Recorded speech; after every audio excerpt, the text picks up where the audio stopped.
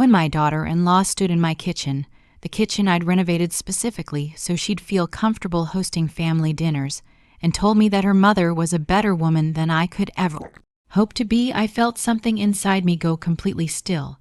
Not angry, not hurt, just still, like the moment before a storm when even the birds stop singing. She had no idea that those words would cost her everything she'd built in my family. But I'm getting ahead of myself. My name is Brielle, and this is the story of how one sentence destroyed a relationship I'd spent 7 years carefully building, and how I learned that sometimes the kindest thing you can do is stop being kind. Let me take you back to where this all started, because you need to understand who I was before that moment. You need to know what I gave, what I sacrificed, and what I tolerated, so you can understand why what happened next was not just justified. It was necessary. I'm 62 years old, and for the past 38 years, I've been married to my husband, Thomas. We have 2 children, our daughter Claire, who's 35 and lives in Colorado with her husband and 2 kids, and our son Marcus, who just turned 33. Marcus is our baby, our joy, the child who stayed close to home and built his life just 20 minutes from ours. When he met Stephanie 7 years ago, I was thrilled, genuinely, deeply thrilled. You have to understand, I'm not one of those mothers who thinks no woman is good enough for her son. I raised Marcus to be independent, to find a partner who challenged him and loved him. And when Stephanie came into his life, I welcomed her with open arms. She was beautiful, accomplished, working as a pharmaceutical sales representative. She was confident, well-spoken, and she made my son laugh in a way I hadn't heard since he was a teenager. From the very beginning, I tried to build a bridge between us. I invited her to lunch, just the 2 of us, before she and Marcus got serious. I asked about her family, her childhood, her dreams. I learned that her mother, Patricia, lived 3 hours away in the city and worked as a hospital administrator. Stephanie spoke about her with admiration, and I encouraged that. Hold on to that relationship, I told her. A mother-daughter bond is precious. When Marcus proposed after 2 years of dating, I cried happy tears. I helped plan the wedding, not by taking over, but by offering to pay for the flowers because I knew they were trying to save for a house. I spent weeks arranging white peonies and garden roses, her favorite. At the reception, I gave a toast where I said, I'm not losing a son. I'm gaining a daughter I already love. I meant every word. After they married, they moved into a small apartment while saving for a down payment. Thomas and I had done well for ourselves. He'd been a civil engineer, and I'd spent 30 years as a high school guidance counselor before retiring. We had savings, investments, and the house was paid off. So when Marcus mentioned they were struggling with the down payment, we offered to help. Not a loan, a gift. $40,000 toward their first home. Mom, we can't accept that, Marcus had said, but I could see the hope in his eyes. Yes, you can. I'd replied, this is what parents do. We want you to have the same start we had, the same security. Stephanie had hugged me so tightly that day. Brielle, thank you, she'd whispered. You're so generous. I promise we'll make you proud. They bought a beautiful 3-bedroom house with a backyard, just 15 minutes from us. I helped them move in, arranged furniture, even planted rose bushes along their fence, the same David Austin roses I had in my own garden. Now it'll feel like you're taking a piece of home with you. I'd told Stephanie. Looking back, I should have noticed the small things.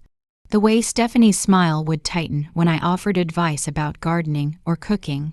The way she'd mention what her mother did or said, always with a slight emphasis, as if establishing some kind of hierarchy I didn't understand. My mom always says, became a frequent phrase, my mom does it this way, another common one, but I told myself I was being oversensitive. Until 18 months ago, when everything changed. It was a Sunday afternoon in late April. The weather had just turned warm, and I'd invited Marcus and Stephanie over for dinner. I'd made pot roast, Marcus's favorite since he was 7 years old, with roasted vegetables and homemade rolls. Thomas was grilling asparagus on the back patio, and I was setting the table when they arrived. Stephanie walked in wearing a white linen dress I'd never seen before, her hair styled in an elaborate updo. "You look beautiful," I said warmly. "Special occasion. We had brunch with my mother earlier," she replied. "She was visiting for the weekend. She just left an hour ago." Something in my chest tightened, but I pushed it down. "Oh, I didn't realize Patricia was in town. You should have brought her by. She had to get back," Stephanie said quickly. Too quickly. Marcus kissed my cheek. "Hey, Mom, something smells amazing." We sat down to eat, and the conversation was pleasant enough at first. Thomas asked about Marcus's work. He was a project manager at a construction firm, and Marcus talked about a new commercial development they were breaking ground on. I asked Stephanie about her sales territory, and she gave short, polite answers. Then I made the mistake of mentioning the roses. "I noticed the David Austins along your fence are blooming beautifully," I said. "Did you remember to use the fertilizer I dropped off last month?" Stephanie set down her fork. The sound of it hitting the plate seemed too loud. "Actually, Brielle, my mother suggested a different fertilizer. She's been gardening for 30 years, and she said the one you recommended would make them bloom too early and weaken the plant." I felt my smile freeze on my face. "Oh, well, I've used that fertilizer for 20 years, and my roses have always been healthy. My mother has a master gardener certification," Stephanie said. Her voice was pleasant, conversational even, but there was something underneath it, something sharp. Marcus glanced between us, sensing the tension. "Both of you know way more about gardens than me." "They look great, that's all I know." I laughed lightly, trying to diffuse whatever was building. Of course, there are many ways to grow beautiful roses. But Stephanie wasn't done. "My mother also mentioned that the rose bushes you planted are actually a poor choice for our climate zone. She said English roses need more maintenance than modern varieties, and given how busy we are, we should probably replace them next season." My hands went cold. Those roses had been a gift, a symbol of connection. I'd chosen them specifically because they were my favorite, and I'd wanted to share that with her. "They're established now," I said carefully. "It would be a shame to tear them out." "Well, my mother knows best about these things," Stephanie said, taking a sip of her wine. "She's rarely wrong." Thomas cleared his throat. "The pot roast is excellent, Brielle." "Thank you, honey." I focused on my plate, telling myself to let it go. But something was shifting inside me. A realization was forming, one I hadn't wanted to see. The rest of dinner passed in strained politeness. When I served dessert, a lemon cake I'd made from scratch, Stephanie barely touched it. "My mother made her famous tiramisu yesterday," she said. "I'm still full from that." After they left, I stood at the kitchen sink, washing dishes, and Thomas came up behind me. "What was that about?" he asked quietly. "I don't know." I whispered, but I did know. I just didn't want to say it out loud yet. Over the next few months, a pattern emerged. Every conversation with Stephanie somehow circled back to her mother. "My mother thinks," "My mother does," "My mother said." It was constant, relentless, and each comparison felt like a small cut. Shallow individually, but together they began to bleed. In June, I invited them over for Marcus's birthday. I'd planned his favorite meal, bought him a nice watch he'd been eyeing, and decorated the patio with lights. When they arrived, Stephanie handed Marcus a gift bag. "From your mother-in-law," she said pointedly. "My mother, she sent this from the city." Marcus pulled out an expensive leather briefcase, the kind that cost several $100s. His eyes lit up. "Wow, this is incredible. Tell Patricia thank you." She said every successful man needs quality leather goods, Stephanie said, looking at me. She's always so thoughtful about gifts. I thought about the watch in the box on the table. It was nice, but it wasn't a $300 briefcase. I smiled anyway. That's very generous of her. She's a very generous person, Stephanie agreed. She's always doing things like this. Last month, she sent us money to redo our guest bathroom. She said she wanted us to have a beautiful home. I'd redone our own guest bathroom the previous year, specifically so it would be comfortable when Claire visited with the grandchildren. I'd shown Stephanie pictures, given her the contractor's number, offered to help her with design choices. She'd smiled and said she'd think about it. Now I understood she'd been waiting for her mother to fund it instead. July brought another incident. I called Marcus mid-morning on a Wednesday, just wanting to hear his voice. He was my son, and I'd called him weekly his entire adult life.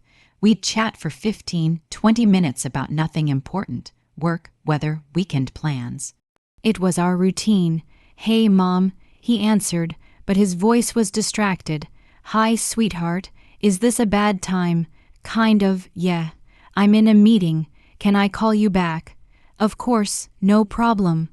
But he didn't call back. 3 days later, I tried again. This time Stephanie answered his phone. "Hi, Brielle," she said coolly. "Marcus is in the shower." "Oh, no problem. I'll try later." "Actually, Brielle, I wanted to talk to you about something." Her tone shifted, became more formal. "Marcus mentioned you've been calling him at work a lot lately." My stomach dropped. I called once on Wednesday. I call him about once a week, usually. "It's just that he's very busy at work, and my mother suggested that maybe you could text instead of calling. He can respond when he has time that way. Your mother suggested this." The words came out before I could stop them. She noticed I was stressed about how often family interrupts our work days. Stephanie said smoothly, "She's very perceptive about these things. She's helped me set healthy boundaries with my own family, and she thought it might help Marcus too." I stood in my kitchen, the phone pressed to my ear, feeling something inside me begin to crack. "I see. It's nothing personal, Brielle. My mother just has a lot of experience with work-life balance. She managed a whole hospital department, so she understands professional demands." I was a guidance counselor for 30 years. I said quietly, "I understand professional demands too." "Of course you do," Stephanie said, in the tone you'd use with a child. "This is just a suggestion for Marcus's well-being." When she hung up, I sat at my kitchen table for a long time, staring at nothing. Thomas found me there an hour later. "What's wrong?" he asked immediately. I told him, all of it, the roses, the gifts, the boundaries, the constant comparisons to Patricia. When I finished, his jaw was tight. "She's playing a game," he said, "and she's using our son as the prize." "But why?" I whispered. "What did I do? I've been nothing but welcoming." "You didn't do anything," Thomas said firmly. "Some people just need to win even when there's no competition." But that was the thing. I didn't even know we were competing until I'd already lost round after round. The final incident happened in September at Marcus and Stephanie's house. They'd invited us for dinner, which felt like a good sign. Maybe things were getting better. Maybe I'd been overreacting. I brought a homemade apple pie, Marcus's favorite since childhood, my mother's recipe that I'd perfected over decades. When I handed it to Stephanie at the door, she looked at it like I'd handed her a dead fish. "Oh," she said. "You didn't have to do that. I wanted to." I said warmly, "I haven't made it in months, and I know Marcus loves it." We settled in the living room, and I noticed immediately that the space looked different. New artwork on the walls, expensive-looking throw pillows, a designer coffee table book about Italian villas. "The house looks beautiful," I said genuinely. "You've done wonderful things with it." "Thank you," Stephanie said, settling into the armchair across from me. My mother helped me choose most of these pieces. She has an eye for design. She actually studied interior design before going into hospital administration. Thomas's hand found mine on the couch cushion and squeezed it. A silent message, "Stay calm." Marcus appeared from the kitchen with drinks. "Dinner's almost ready. Stephanie's been cooking all afternoon." We moved to the dining room and I had to admit, the meal was lovely. Crusted salmon, roasted fingerling potatoes, a colorful salad. Stephanie had clearly put effort into it. "This is delicious," I said after the first bite. "You're a wonderful cook, Stephanie. My mother taught me," she replied immediately. She's an incredible chef. She actually considered going to culinary school when she was younger. She says cooking is an art form, not just a chore. I set down my fork carefully. Cooking can definitely be both. My mother says women of her generation and yours, Brielle, often viewed cooking as an obligation rather than a creative outlet. She made sure I saw it differently. Thomas's hand tightened on his fork. Marcus looked uncomfortable. "Steph, Mom's actually an amazing cook. You know that, of course," Stephanie said smoothly. "I didn't mean anything by it, just explaining how my mother approached teaching me. After dinner, I offered to help clean up." In the kitchen, just the two of us, Stephanie began loading the dishwasher in silence. I washed the serving dishes by hand, trying to find some neutral topic of conversation. "Marcus seems happy with his new project at work." I ventured, and you, how's your sales territory?" "Fine." The silence stretched between us like a canyon. Finally, I couldn't take it anymore. "Stephanie," I said gently, "have I done something to upset you?" She turned to face me, and her expression was perfectly pleasant. That was somehow worse than if she'd looked angry. "Why would you think that?" "I just feel like there's tension between us, and I don't understand why. If I've overstepped or said something wrong, please tell me so I can make it right." She smiled. "Brielle, you're overthinking things. There's no tension. But the comments about your mother, I'm proud of my mother," she said, her voice taking on an edge. "Is that not allowed?" "Of course it is. I just feel like maybe you're comparing us, and I'm coming up short somehow." Stephanie dried her hands on a towel, taking her time. When she finally spoke, her voice was calm, measured, and more devastating than any shout could have been. "Brielle, I'm not comparing you to my mother. There's no comparison to be made. My mother is simply better than you in every way that matters. She's more accomplished, more sophisticated, more worldly. She understands boundaries and doesn't cling to her children. She gives advice when asked, not constantly like she knows better. She's generous without making people feel indebted. Everything I hope to be as a woman and a mother someday." The kitchen went completely silent. I could hear the refrigerator humming, the distant sound of Marcus and Thomas talking in the living room, my own heartbeat pounding in my ears. "And you know what else?" Stephanie continued, her voice still pleasant, conversational, like she was discussing the weather. "Marcus agrees with me. We've talked about it. He loves you, of course, but he sees the differences too. He sees how my mother handles things with grace and independence, how she's never made him feel guilty or obligated. He actually said last week that he wishes he'd had a mother more like mine growing up, someone who let him breathe." I felt my hands go numb. My vision seemed to narrow to just her face, that smile that wasn't really a smile. "So no, Brielle, I'm not comparing us, because there is no us. There's my mother, a strong, capable, accomplished woman. And there's you, trying so hard to be relevant in your son's life that you can't see how desperate it looks. Your pot roast, your roses, your phone calls, your hovering. It's all just sad." She turned back to the dishwasher, loading the last plate. "Now, should we serve that apple pie you brought, or should I bring out the tiramisu my mother overnighted to us yesterday?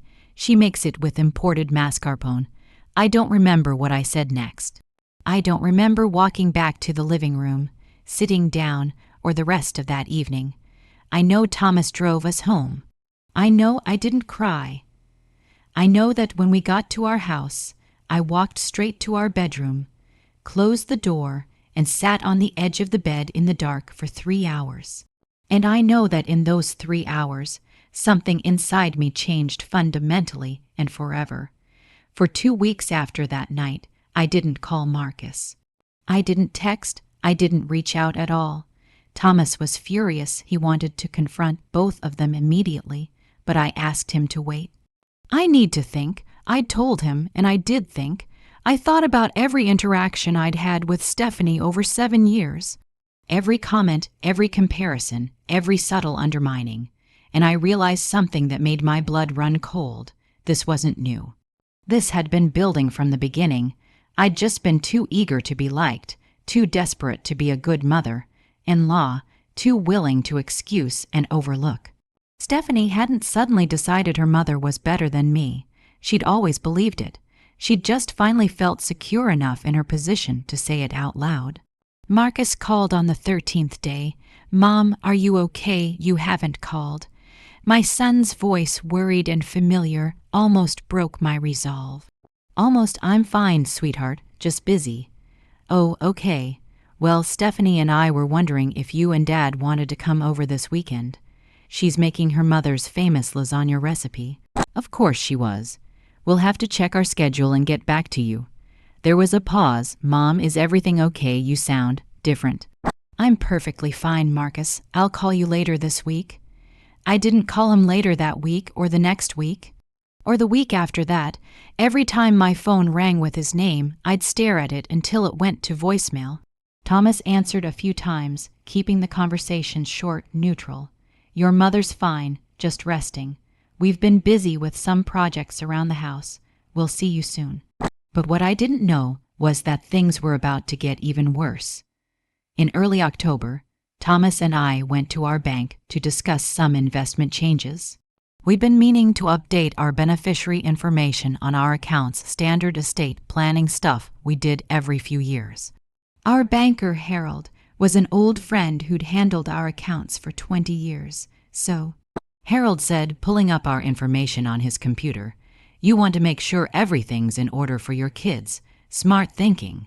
Just want to make sure if anything happens to us, Claire and Marcus are taken care of," Thomas said. Harold nodded, clicking through screens. "Looks like Marcus is currently listed as the primary beneficiary on your money market account and the trust fund. Claire's listed on the IRA and the investment portfolio, equal split, basically." "That's right," I confirmed. "And the house still goes to both of them jointly upon both your deaths, as per your will." "Correct." Harold hesitated, his finger hovering over the mouse. "Just to clarify, you're aware that Marcus's account information changed about 6 months ago." Thomas and I looked at each other. "What do you mean?" I asked. "The beneficiary designation changed from Marcus individually to Marcus and Stephanie jointly, joint tenants with rights of survivorship." My heart started beating faster.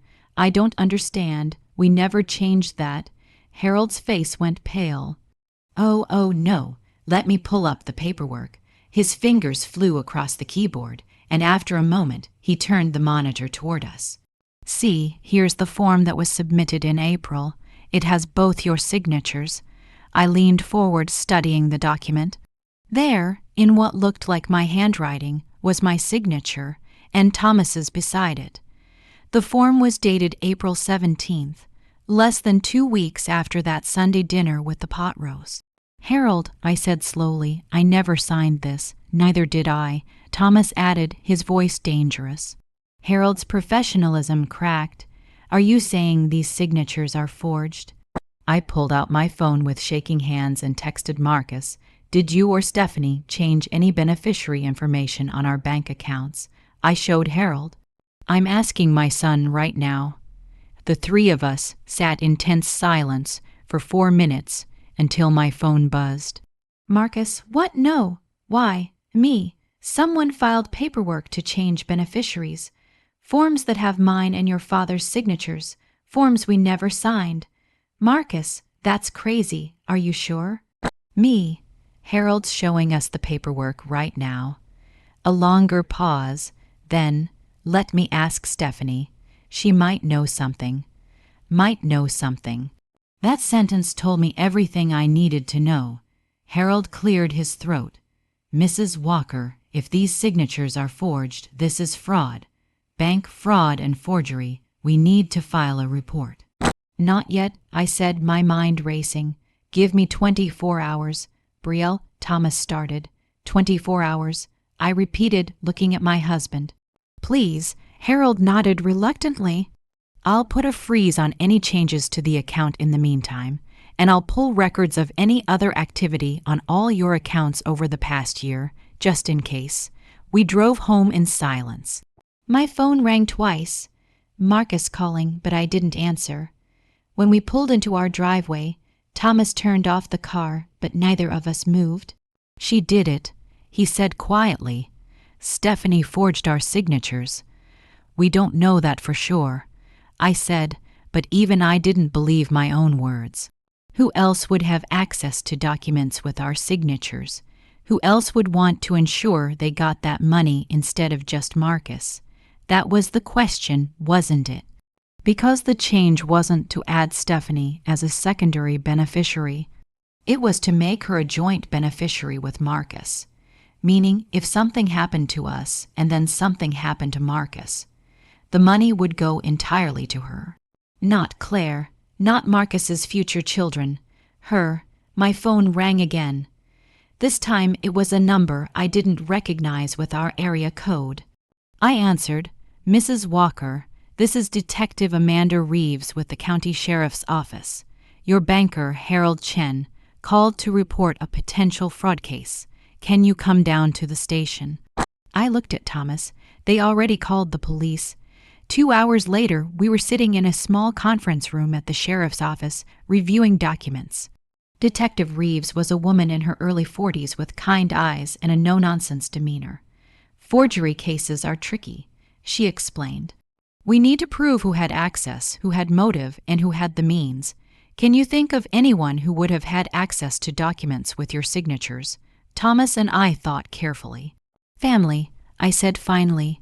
We keep important papers in a file cabinet in our home office, but only family visits regularly. Has anyone been in your home office recently? I thought back. Stephanie, about 5 months ago, she asked to use our printer because theirs was broken.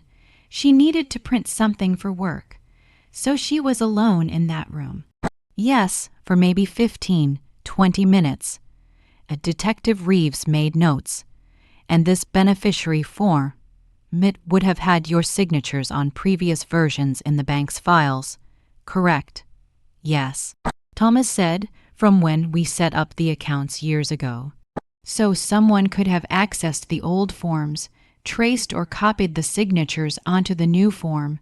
It's not sophisticated, but it works often enough. She looked at us seriously. If we pursue this as a criminal investigation, it could tear your family apart. It's already torn apart, I said quietly. My phone buzzed. A text from Marcus. Mom, please call me. Stephanie's freaking out. She says you're accusing her of something. I showed the detective the text. She raised an eyebrow. You haven't accused anyone yet. Exactly. Thomas said grimly. So how does she know to be defensive? We left the police station with Detective Reeves's card and a promise to call her within 48 hours with our decision about pressing charges. In the car, Thomas was vibrating with anger. We're pressing charges, he said. That woman forged our signatures, tried to steal from our son, and she needs to face consequences. But I was thinking about something else.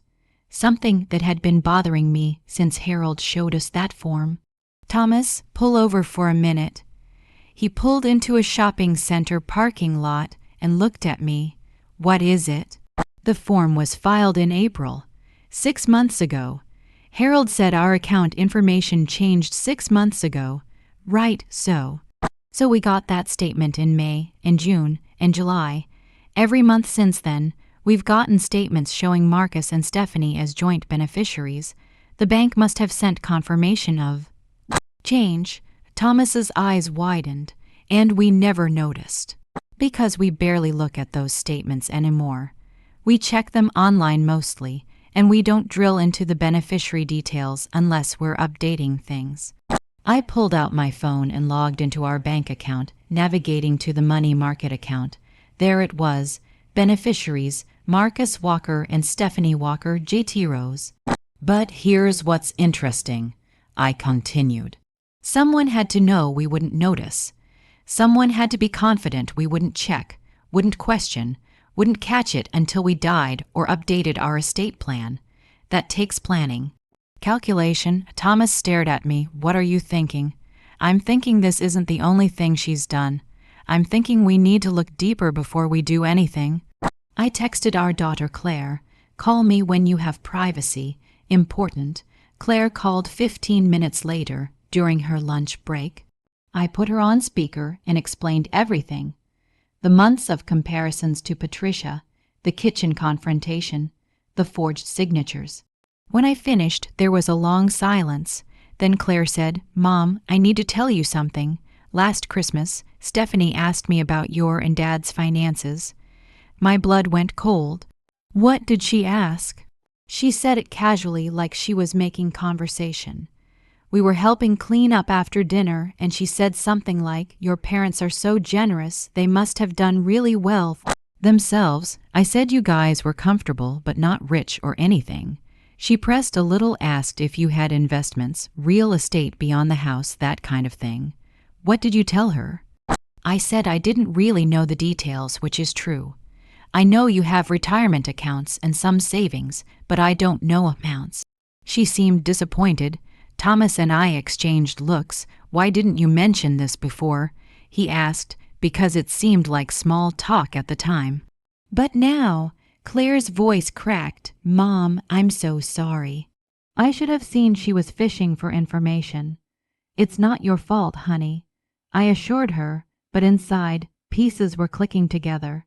Stephanie hadn't just attacked me emotionally. She'd been planning financially. The question was, how deep did this go? That night, Thomas and I went through every financial document we had. Bank statements, investment accounts, insurance policies, credit card bills. We looked for anything unusual, anything changed, anything accessed without our knowledge. What we found made my hands shake. In March, 1 month before the forged bank form, someone had accessed our online insurance portal and requested copies of all our life insurance policies. The request came from an IP address that wasn't ours. In February, someone had logged into my email account from an unknown device and searched for terms like estate plan, will, beneficiary, and trust fund. In January, there was a credit inquiry on Thomas's credit report from a law firm we'd never heard of, a firm that, according to Google, specialized in estate litigation. She's been planning this for at least 6 months, Thomas said, his voice hollow, maybe longer. I thought about that Sunday dinner in April, the way Stephanie had been so friendly, so normal, while already having filed forged paperwork, the way she'd let me bring my pot roast and make small talk while she'd already put herself in position to inherit our money.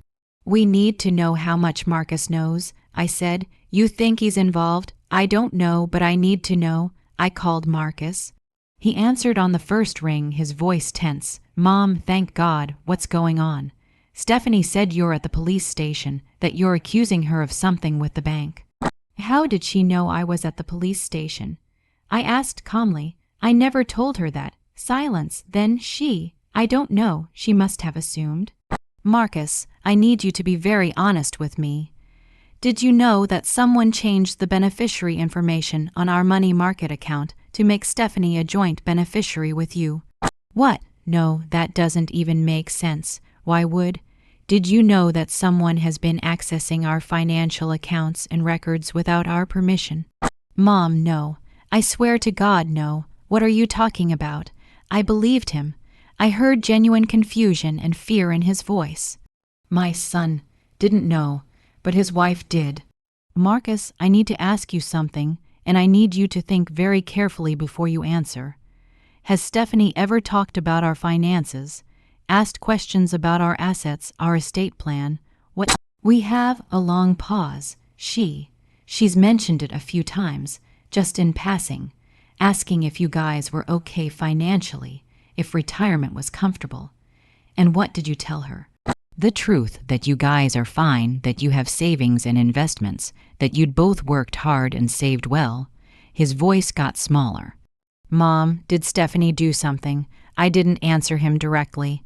Instead, I said, I need you to do something for me.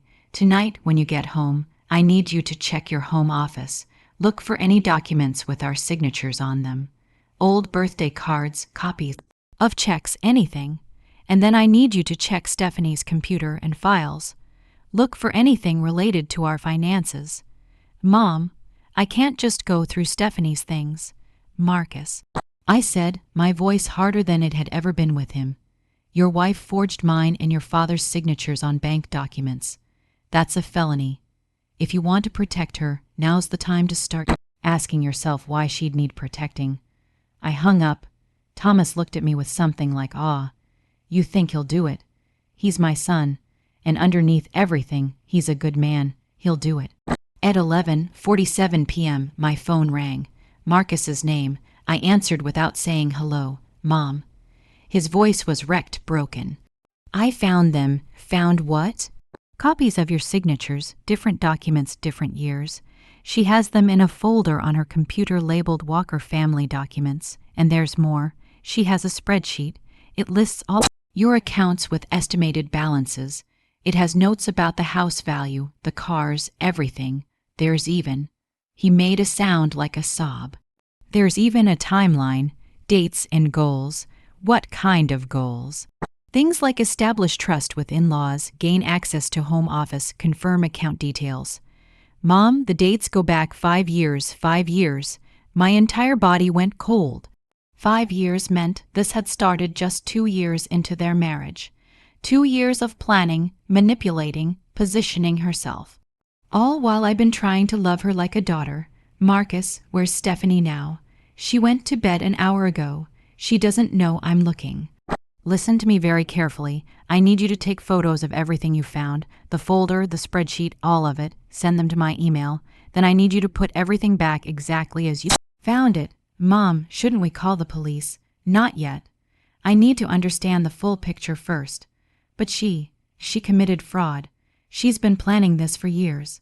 I know, sweetheart. But there's something else going on here. And I need to figure out what it is before we make any moves. I paused. Has Stephanie been in contact with her mother recently? More than usual? Yeah, actually. They've been talking every day for the past few weeks. Stephanie's been stressed about something, but she won't tell me what, of course. Patricia, I'd been so focused on Stephanie's actions that I hadn't thought about who might have taught her these moves, who might have encouraged this plan. A hospital administrator who'd raised a daughter with this kind of calculating ambition. I wondered what other wisdom Patricia had imparted. Over the next week, I became someone I'd never been before. Calculating, strategic, cold even, but not in anger, in clarity. For 30 years I'd been a guidance counselor, which meant I understood people, understood manipulation, understood long-term planning. I'd just never turned those skills toward protecting myself until now. Marcus sent me everything he'd found. The spreadsheet was damning. It showed Stephanie had been tracking our finances since their 3rd year of marriage. She'd noted when we'd helped with their house down payment and calculated what percentage of our assets that represented. She'd estimated our retirement accounts within $15,000 of their actual values. She'd even researched the housing market in our neighborhood and projected our home's future value. But the timeline was what truly revealed her intentions. I saw entries like Year 3, build close relationship with MIL, gain trust. Year 4, establish regular access to house, learn their routines. Year 5, determine full extent of assets, begin positioning. Year 6, ensure primary beneficiary status, reduce MIL influence with them. Year 7, maintain distance while protecting gains. We were in Year 7, and she was right on schedule. I called Detective Reeves and sent her everything. She called me back 2 hours later. Mrs. Walker, this is enough for fraud charges, multiple counts. We could also potentially charge her with identity theft, computer crimes, and conspiracy if we can prove anyone else was involved. I want to know about Patricia. I said, Stephanie's mother, can you look into her? On what grounds? Intuition, just, look, please, Detective Reeves sighed, I'll see what I can find. 3 days later, she called back, you have good intuition. Patricia Jennings, that's her full name, has been sued twice in civil court. Once by her ex-husband's estate after he died, claiming she'd coerced him into changing his will while he was ill. The case was settled out of court. The second time by her own brother, claiming she'd stolen their mother's jewelry during estate distribution. That case was also settled confidentially. Thomas was sitting beside me on the couch. I put the call on speaker, so she has a history of going after family money. A pattern, yes. And here's the interesting part. 3 months ago, Patricia Jennings purchased a property in your county. A condo. She's planning to move here. My blood ran cold. Stephanie never mentioned that. I don't think she was supposed to. Purchase was done through an LLC. Your daughter-in-law is listed as the registered agent. Thomas grabbed my hand. I asked, why would she hide that from us? I can't say for certain, but given everything else, I'd guess she's positioning herself to be close when, and this is the dark part, when something happens to you and your husband. Close enough to ensure her daughter gets what she's been planning for. I thought about Stephanie's comment in the kitchen. My mother is simply better than you in every way that matters. I thought she meant personally, emotionally, but now I understood. Patricia was better at this game, the game of manipulation and acquisition, and she'd taught her daughter well. Little did they know. I was 3 steps ahead. I spent the next week consulting with 3 different attorneys, a criminal attorney for the fraud case, an estate attorney to restructure our assets, and a family attorney to understand our options regarding Marcus and his marriage. The estate attorney, a sharp woman named Catherine who specialized in protecting assets from family predators, laid it out clearly. Right now, if something happened to both of you, Marcus would inherit as per your will. And given that he's married, Stephanie would have access to those funds even if she's not a direct beneficiary. You need to create a trust with very specific language. We spent 2 days restructuring everything. All accounts were placed in an irrevocable trust with Claire, as trustee Marcus would still inherit, but the funds would remain in trust until either age 50 or death of spouse Stephanie's name was removed from anything and everything, with specific language preventing future changes if Marcus and Stephanie divorced. Provisions existed to release the funds early. A clause was added. Any attempt to contest or manipulate the trust would result in complete disinheritance. This is airtight, Catherine assured us. Even if they contest it, the trust is written to withstand challenges. And the language about manipulation attempts means if she tries anything, Marcus loses his inheritance entirely. The criminal attorney advised waiting to press charges. Build your case fully. Let her think she's gotten away with it. Then, when you're ready, we present everything at once. She won't have time to cover her tracks or create a defense. And the family attorney gave me the piece of advice that changed everything. You need to force her to show her hand. Make her think you're dying or vulnerable. See what she does. That's when the plan crystallized in my mind. On a Tuesday afternoon, I called Marcus. My voice was shaky, tearful, not entirely an act, because some part of me was genuinely breaking. Sweetheart, can you and Stephanie come over tonight? Your father and I need to talk to you both about something important. Mom, what's wrong? Are you okay? Just, please come. 6 o'clock. I hung up before he could ask more questions. Thomas and I set the stage carefully.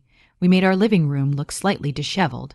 I put out pamphlets from the oncologist's office that I'd picked up during a routine checkup years ago. Thomas left financial documents spread across the coffee table, carefully selected documents that showed our assets, but with amounts slightly inflated, and we both made ourselves look drawn, tired, older. When Marcus and Stephanie arrived at exactly 6 o'clock, their expressions were different. Marcus looked terrified. Stephanie looked eager, trying to hide it, but I saw it. That flash of anticipation. Mom, Dad, what's going on? Marcus moved to hug me, and I let myself lean on him heavily. Sit down, both of you, Thomas said quietly. They sat on the couch across from us. I noticed Stephanie's eyes flicking to the pamphlets on the coffee table, then to the papers, reading, calculating, even while pretending concern. I had some tests done last week. I began, and I didn't have to fake the tremor in my voice. The doctors found something.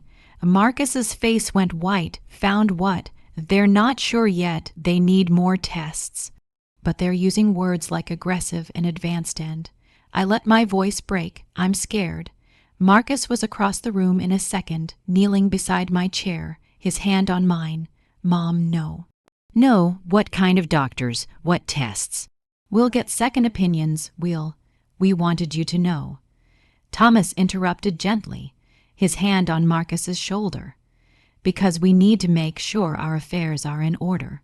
Just in case, I watched Stephanie. She'd put her hand over her mouth, the picture of shock and sympathy. But her eyes were sharp, focused, moving between the financial papers and us. This is why we've been distant lately. I continued. We didn't want to worry you until we knew more. But now, I gestured weakly at the papers. Now we need to make sure everything is organized. For you kids, don't talk like that, Marcus said fiercely. You're going to be fine. We'll fight this. Stephanie finally spoke, her voice perfectly modulated with concern. Brielle, Thomas, I'm so sorry. This must be terrifying for you. She moved to sit on the arm of my chair, her hand on my shoulder in a gesture that would look comforting to anyone who didn't know the truth. Is there anything we can do? Anything you need? I looked up at her, this woman who'd spent years planning to profit from my death, now touching me with false sympathy. Just knowing we have family close by helps. I said softly, I've been thinking so much about family lately, about what matters, about who's really been there for us. Something flickered in Stephanie's eyes. Of course. We're here for whatever you need. Actually, Thomas said slowly, there is something. We're meeting with our estate attorney tomorrow to update our will and trust. We'd like you both to be there, so you understand everything. Marcus nodded immediately. Whatever you need, Dad. Stephanie's smile didn't quite reach her eyes. Tomorrow. Yes, of course. We'll be there. After they left, Thomas and I sat in silence for a long moment. Then he said, she took the bait. Hook, line, and sinker. I agreed. Now let's see what she does next. Meeting with our attorney, Catherine was scheduled for 2 p.m. at her office. Marcus and Stephanie arrived at 1:55, both dressed professionally. Marcus looked like he'd barely slept. Stephanie looked alert, prepared. Catherine's office was elegant dark wood, leather chairs, floor-to-ceiling bookshelves. She greeted us warmly, then gestured to the conference table. Please, everyone sit. I know this is difficult, but we'll walk through everything clearly. We sat Thomas and me on one side, Marcus and Stephanie on the other, Catherine at the head of the table. She opened a leather folder and pulled out documents. Mr. and Mrs. Walker have asked me to review their estate plan with you. Catherine began. Given Mrs. Walker's health concerns, they want to ensure everything is clear and organized. Marcus reached over and squeezed my hand across the table. Stephanie's face was the perfect mask of supportive concern. Now, Catherine continued, the current structure is fairly straightforward. Upon the death of both Mr. and Mrs. Walker, their estate, which includes the house, vehicles, investment accounts, retirement funds, and life insurance policies, would be divided equally between their 2 children, Marcus and Claire. She slid a paper across to Marcus and Stephanie. It was a summary document showing estimated values. The total was impressive years of careful saving and investing, plus the appreciated value of a home in a good market. I watched Stephanie's eyes scan the numbers, doing rapid calculations. However, Catherine said, and her tone shifted slightly, the Walkers want to make some changes to how Marcus's inheritance is structured. Stephanie's head snapped up. Changes? Yes. Given that Marcus is married, the Walkers want to ensure that his inheritance is protected for him specifically, not potentially subject to division in any future divorce proceedings. This is becoming standard practice in estate planning. We're not getting divorced, Stephanie said quickly. Too quickly, of course not, Catherine said smoothly. This is simply a protective measure. Many families do this. The inheritance would be placed in a trust for Marcus's benefit, with Claire as trustee. Wait, Stephanie said, her composure cracking slightly. Claire would control Marcus's inheritance. Claire would be the trustee, ensuring the funds are used for Marcus's benefit. Marcus would have full access to the funds for reasonable expenses, housing, health care, education, business investments, things like that. The trust simply prevents the funds from being considered marital property. Marcus looked confused. Mom, Dad, I don't understand. Why are we doing this now? This was my moment. I'd rehearsed this in my mind 100 times, but now that it was here, I felt strangely calm. Because, sweetheart, we need to protect you from your wife. The room went silent. Marcus stared at me. Stephanie went very still. What are you talking about? Marcus asked slowly. Thomas opened his own folder and pulled out printed documents. 6 months ago, someone forged our signatures on bank paperwork, changing the beneficiary designation on one of our accounts to make Stephanie a joint beneficiary with you. He slid the forged document across the table. Marcus picked it up, his face going pale as he recognized it.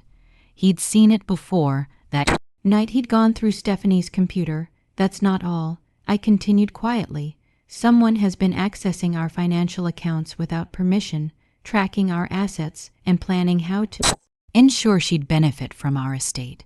You can't prove that, Stephanie said, her voice hard now, the mask slipping. Actually, we can.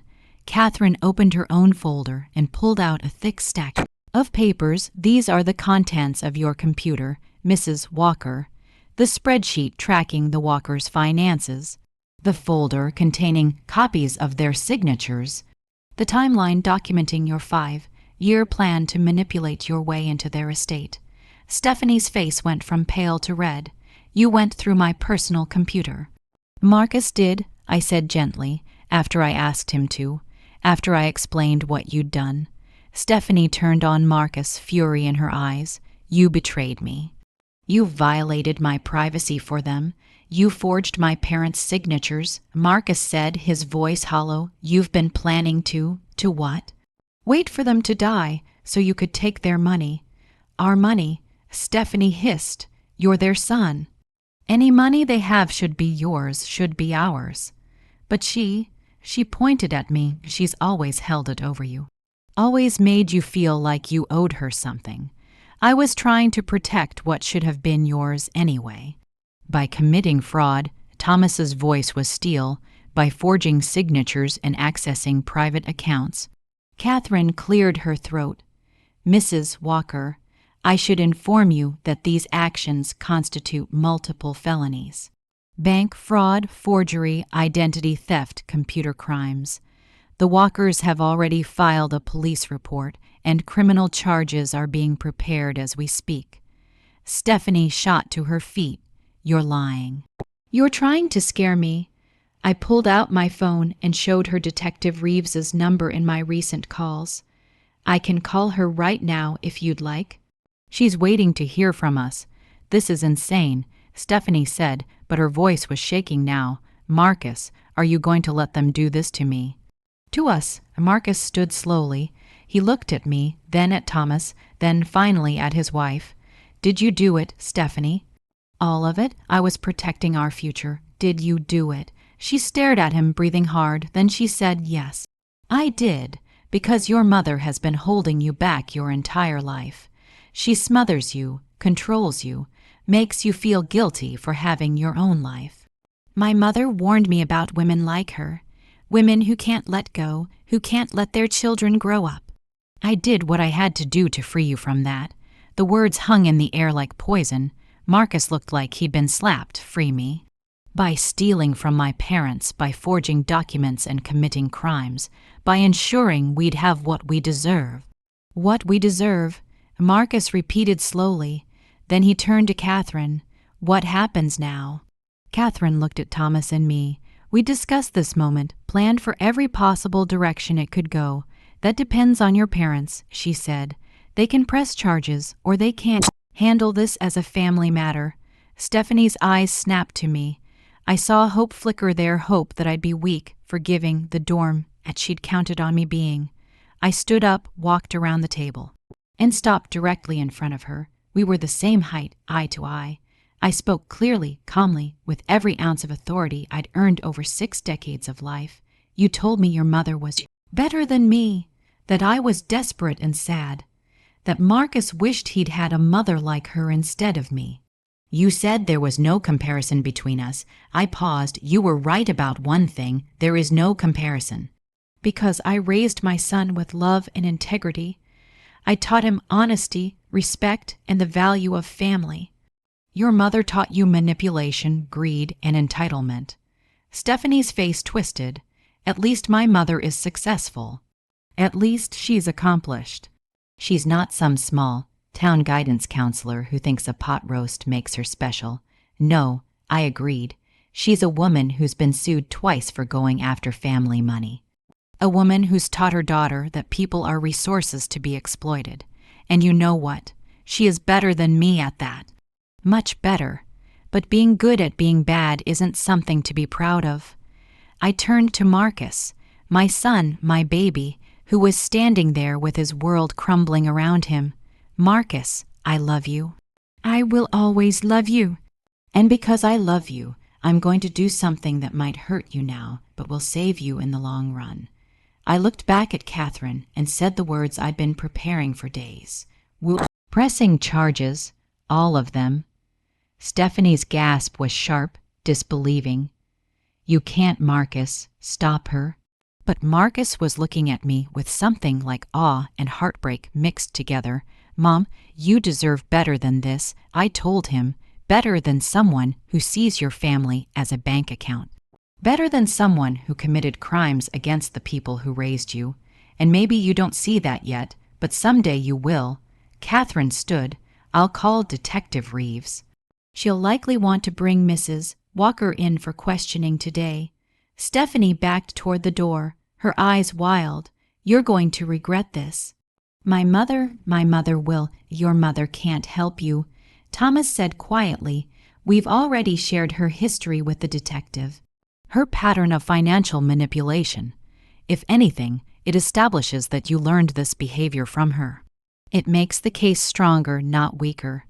The conference room door opened and Detective Reeves walked in with a uniformed officer. She must have been waiting in the building. Stephanie Walker.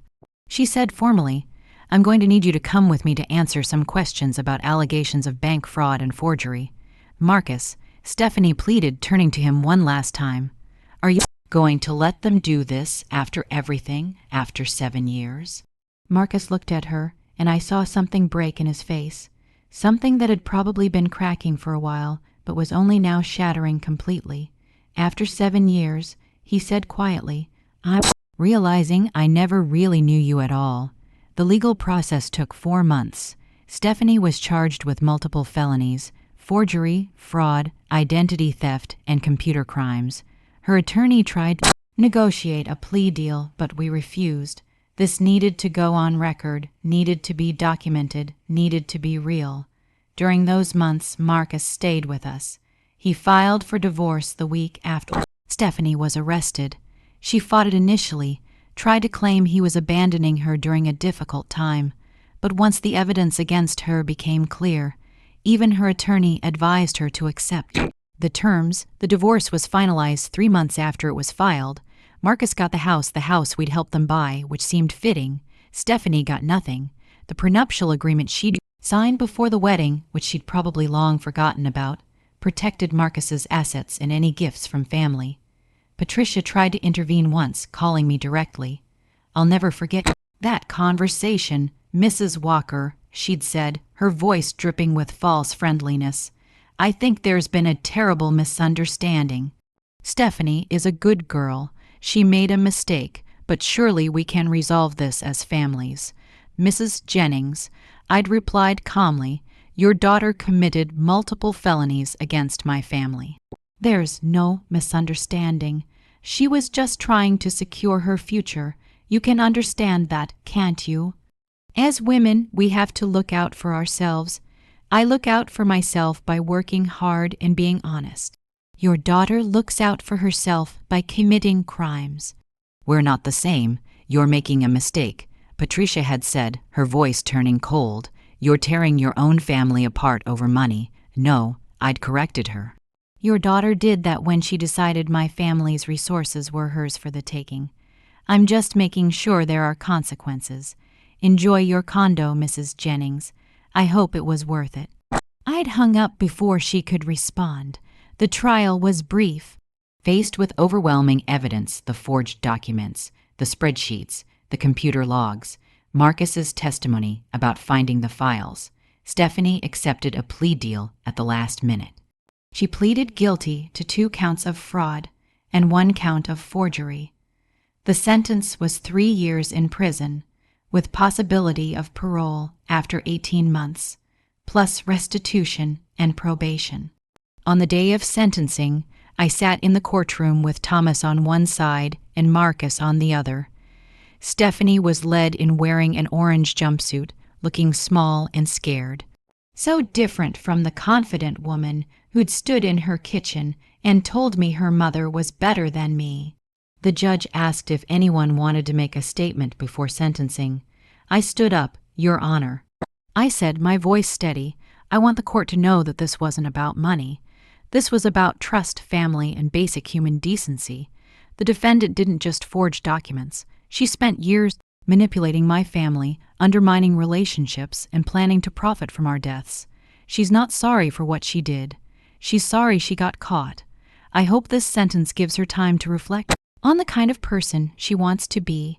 I sat down. Stephanie stared at me, and for just a moment, I thought I saw something like understanding in her eyes. Or maybe it was just fear. Now, 6 months after the sentencing, life has found a new rhythm. Marcus still lives with us, though he's looking at condos nearby. We've had long conversations about the marriage, about how he missed the warning signs, about how someone can be so good at pretending. I thought she loved me. He told me one evening, sitting on the back patio where this whole story had started with a pot roast dinner. How could someone fake it that well for that long? She probably did love you, I'd said gently. In her way, but she loved what you represented more. Access, security, money. Some people can hold both feelings at once, genuine affection and calculating manipulation. How do I trust anyone again? Slowly, carefully, but you do trust again because the alternative is living in fear forever. I'd taken his hand. And you start by trusting people who have proven themselves, people who have been there when there was nothing to gain. That's how you tell the difference. Claire visited last month with the grandkids. She pulled me aside while the kids were playing in the backyard. Mom, she'd said, I've been thinking about something, about how you handled all this. What about it? You were so strong, so strategic. I didn't know you had that in you. I'd smiled. Sweetheart, I was a guidance counselor for 30 years. I dealt with manipulative teenagers, enabling parents and broken systems every single day. I knew how to be strategic. I just chose not to use those skills on my family. But when family became the threat, I shrugged. I remembered how. Thomas has been my rock through all of this, just as he's been for 38 years. On our anniversary last month, he gave me a card that read, to my wife, who taught me that kindness isn't weakness, forgiveness isn't foolishness, and protecting your family is the most loving thing you can do. As for me, I've learned things about myself I never expected. I learned that I'm stronger than I thought. That boundaries aren't mean, they're necessary. That protecting yourself and your family isn't selfish, it's survival. I learned that sometimes the most loving thing you can do for someone is let them face consequences, even when it breaks your heart. I've also learned that not everyone who smiles at you wishes you well. That family is a word that can be used as a weapon. That sometimes the people who talk most about love and connection are the ones using those bonds to manipulate. But most importantly, I learned that I don't need to be better than anyone else. I don't need to win comparisons or prove my worth. I just need to be true to myself, protect the people I love, and ensure that actions have consequences. If you're listening to this and you see yourself in my story, if you have a daughter, in-law, son-in-law, or any family member who constantly compares you to others, who makes you feel less than, who seems to be positioning themselves in your life rather than participating in it, trust your instincts. Those small comments aren't accidents. That constant undermining isn't in your head. And if you start to notice financial irregularities, access to things that should be private, or questions about your assets and estate, don't ignore it, don't excuse it, don't tell yourself you're being paranoid or ungenerous, protect yourself. Document everything, consult professionals, and remember that setting boundaries, even painful ones, isn't cruel. It's necessary. My pot roast is still my pot roast. My roses are still beautiful. My relationship with my son is healing and growing stronger every day. And my life, it's mine. Not a competition, not a comparison, not a resource for someone else to exploit. Stephanie told me her mother was better than me, and I answered, not with words, but with action. Not with cruelty, but with consequences. Not with hatred, but with the kind of fierce love that protects rather than enables. And that answer is still echoing. Thank you for listening to my story. If this resonated with you, I'd love to hear about your experiences in the comments. Sometimes we need to know we're not alone in these struggles, that other people have faced similar situations and survived, even thrived. Remember, every story has a lesson, and yours might just be beginning. Whatever you're facing, you're stronger than you think. And sometimes the most powerful thing you can say is simply no more. Take care of yourselves, and remember family should build you up, not tear you down. If they're doing the latter, maybe it's time to answer. This is Brielle, signing off.